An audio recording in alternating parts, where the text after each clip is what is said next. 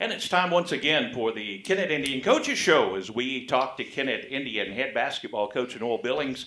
And Coach, since we talked last week, you had your first home game of the season against South Pemiscot. And one thing that really impressed me in that ball game, there was some talented freshmen out on the floor last night. For both teams. You know, it's the short kid, the freshman from South Pem, #1. I played against his father, Robert Farmer. He gave us lots of buckets back in the day. He was a heck of a player. So I'm sure that young man has a bright future and a lot more buckets to go. He sure put it on us last night. Yeah, a good player. And then you had a freshman on your team that Saved really brought you some offense last night when you needed it. He was the sole source of offense for a long time, and he's one of those kids. He's more than anybody we've had this year. If I'm in the gym, he's in the gym. I might have even mentioned that last week. You know, if I didn't have the memory of a gnat here, I could probably recall. But Ashton is Smute, #2. You know, keep a lookout for him, guys. He's putting in the work. He's got a big body. He's strong. He's fast.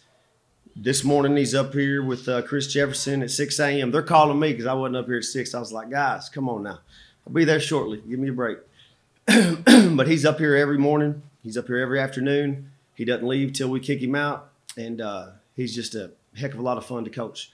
You know, these guys seem like as you progress, and it's still early in the season, they're still kind of finding their identity in what they do well. And I think for Ashton, that's also the case because we're seeing him drive to the basket and doing a lot of work inside where maybe those early games in the season we didn't see as much of that. I think all his points were points in the paint. I want to say every single bucket. Yeah, he is finding his identity, and so was, the other guys that contributed in the scoring column were all, you know, I think we had a sophomore after him, Will Gaines. They combined for about 40 points. So they're just learning. Will's coming off of football. We're learning each other. They're learning about me and what my expectations and how I'm going to be coaching them. And it's hard to adjust as a player. And I remember when I did it my freshman year of college, adjusting to really understanding that you're going to be out there for about 2 or 3 minutes and you're going to go full throttle and then you're going to get a quick breath. And, you know, in high school, most teams, you're only going to have hopefully five good players, maybe 6, and those guys stay in the whole game.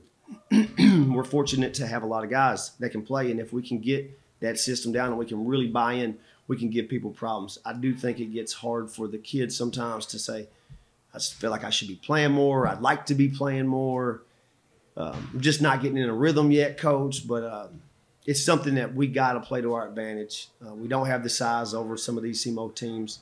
We don't have the shooting over the Dexters and Notre Dames in our district.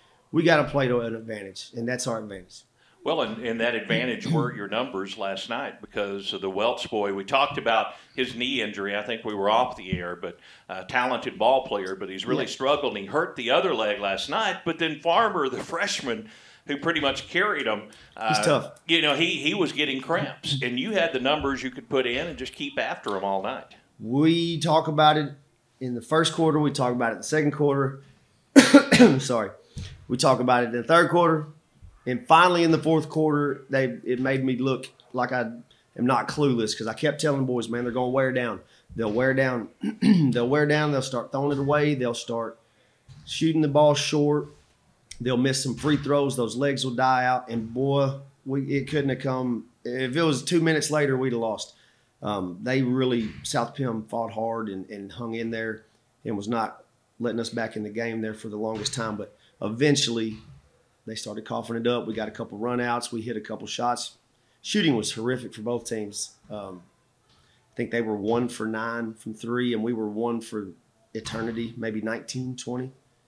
For those of you at home, that's 5%. So I'm trying to convince my guys why it's a good idea to attack that paint. Ashton Dismute seems like he's got it figured out. Maybe some of these other guys will get on board. But, you know, talking about the pressure that you put on the other team last night, just because of the size of Farmer, the senior Matt Moore, pretty much had to handle that pressure. And sometimes when you get a 6'3" guy, it's a little easier to make those passes, where if you had somebody 5'10", you're going to be really disrupting those passes. For sure. They did a good job handling it, I felt like. We were I don't think we did our best rotating. We looked out of it most of the night. Some of our better defenders, were just a step late. We got guys that are averaging 3 and 4 steals a game, and that's coming out of the CMO conference play. Zacharion and Omarion Hubbard and Hunter Kirk, those guys, they were a step late. Ashton Williams, Chris, just getting a finger on. We're getting deflections, not steals. They're coming up with the loose balls. That's credit to them. They were a little bit more prepared for it this time. And like you said, they had the big guard that ran the show. But we saw that this summer. We played a lot with Rector, and you're probably familiar with how good their basketball program is. They got a big old point guard that he's a problem for people. I think they're about 9-0 right now. But a lot of credit to South Pim. And eventually we got them to cough it up enough times to secure a W. And it wasn't the way I'd like to have gotten it, but the kids fought hard. And, looking over at the stats, wasn't as bad as I expected them to be. A lot of guys that had some really nice contributions. Chris Jefferson had about 8 assists, I think 6 or 8 assists. And like you said, Ashton Dispute shot an incredibly high rate from the field to offset some of those other shooting woes we had. Well, I noticed, normally you're pressing full court, you're man-to-man, trapping out of a man-to-man. You went to a 1-2-2 there at one point. And it seemed like it really kind of changed the tempo, and then you jumped back into the press game and may have caught them off guard a bit. At a minimum, and a lot of credit to Coach Sindel there from Dexter. He brought that over with him, and I'm familiar. Every Dexter team you've ever played against runs that 1-2-2 matchup really well. And having him over here, I thought, we need to take advantage of this and not just be a one-trick pony, just have something in our pocket here. And at a minimum, it cost them a possession or two and wasted a timeout, because I know they had called the timeout to prepare for that diamond press. We had got a couple turnovers in a row, and I thought, man, let's see what this looks like. And sure enough, they kind of got caught off guard. So big shout-out to Coach Sindel for that and the guys for being prepared to run it. Well, you get the victory, hard-fought victory, and like you say, may not have you wanted to draw it up on paper, but there's an advantage during the season when you win some close games because your team learns how to do that. Absolutely. That's something that this junior group that I've been around since they were freshmen, didn't know how to do their freshman year, and we're fighting to do last year on the JV bunch. We had a game against Portageville. I think at the time we were undefeated. We were rolling. And over there in the Malden tournament, we had won the Bernie tournament over there in the Malden JV tournament, and Portageville came out ready to play. And they hit us in the mouth, and sure enough, we had some guys melt down there at the end and show some immaturity and show some mental weakness. And, man, I jerk them. I mean, the guys that I needed to be out there to win the game were in the locker room. And that's either me being stubborn or us trying to grow. I think I'd do it the same, but we did the same thing at home against Bluff. I think you guys covered that game. I played them real tight.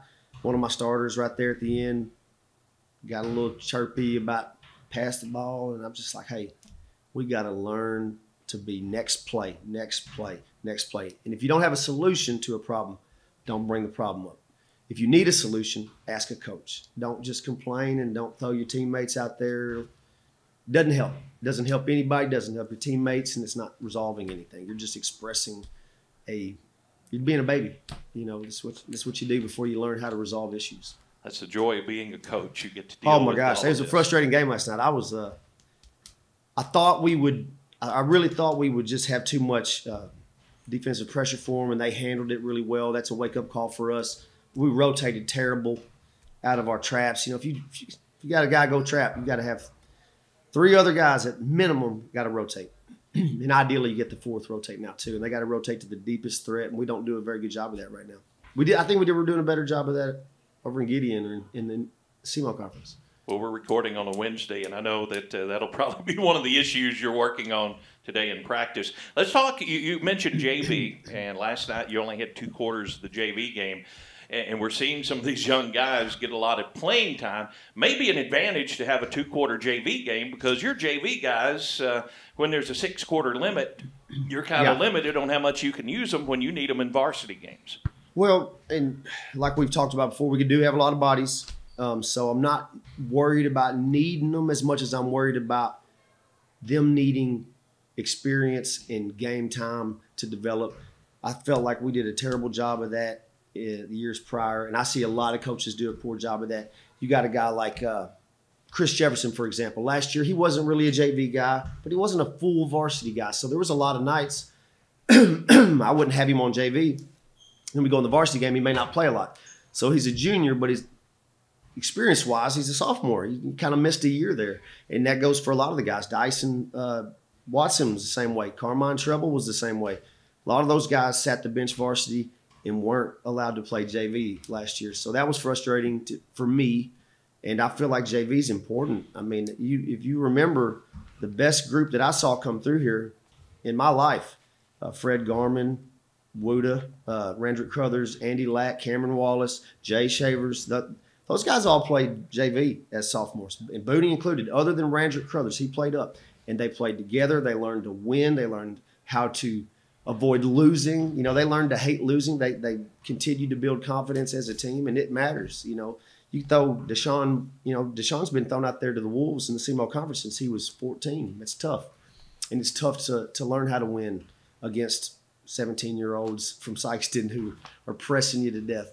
But he's hung tight, and we're going to get there. But I think he's going to benefit from some JV action. We sent him over to Bernie, and I felt like he had a lot of fun. And it's a little reminder, hey, you're still a killer against guys your own age.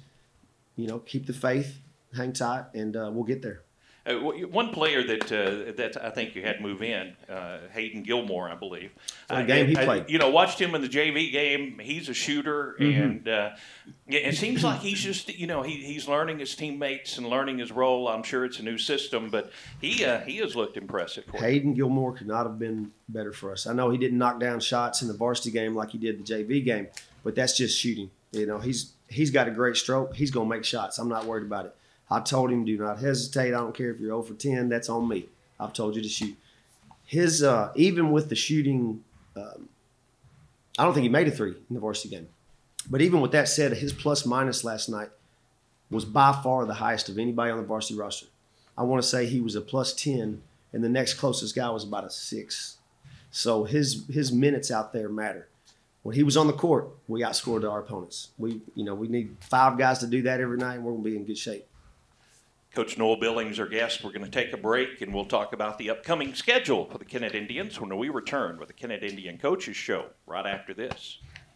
We are back with the Kennett Indian Coaches Show as we visit with Kennett Indian head basketball coach Noll Billings. And, Coach, you get the win over South Pemiscot.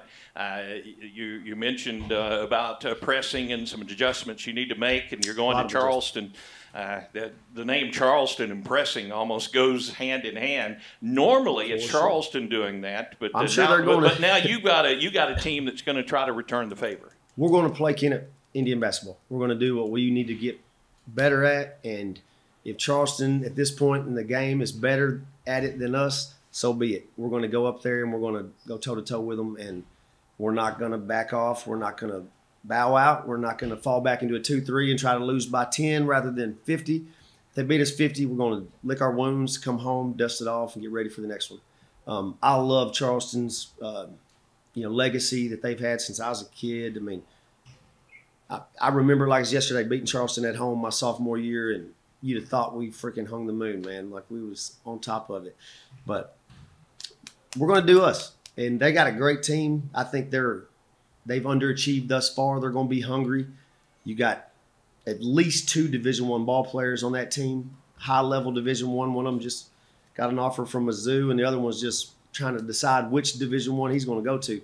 So those guys are going to be a problem. And I don't think either one of them are their leading scorer. Well, that will be Friday night on the road at Charleston. One thing, Will Gaines Parker came up and sat down by me. You guys were having a very early shoot-around right after the girls' practice. And knowing him from football, he came up and visited.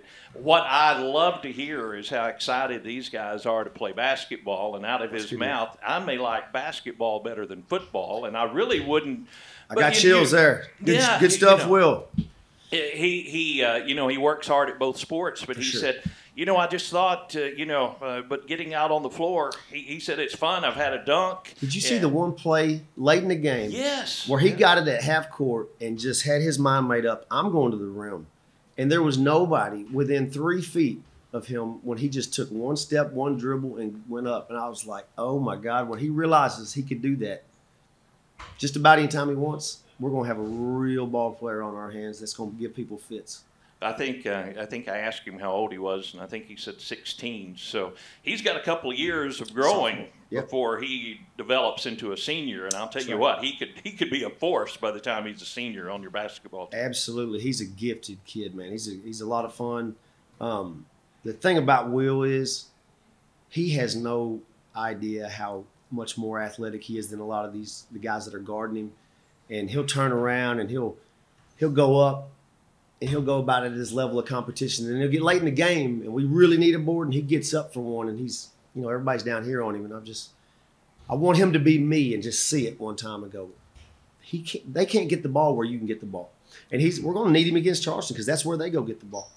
They got 3 or 4 guys that'll be up there, and we're going to need him to go up and get them. I think he had 8 rebounds last night. It was big for us. Let's talk a little bit about Bloomfield. With the holidays coming up, we probably won't have a show next Friday, and we'll resume right after the Bloomfield tournament. We'll talk about that, and then on the 3rd, you jump into that. I thought we were going to do the Christmas special with the Santa Claus hat. Yeah. So all of that's coming up. But Bloomfield, I know you have fond memories of playing up there. Yeah. It's such an important tournament for basketball fans around the area. And Kennett's had a great tradition up there at Bloomfield, along with Dexter and several other teams. But I know you want to go up there and make an impact this year. We want to win it. We want to win it. We want to get we would have liked to have had an easier go last night, but credit to South Pem. We got Charleston on Friday, win, lose, or draw. You want to make a good showing.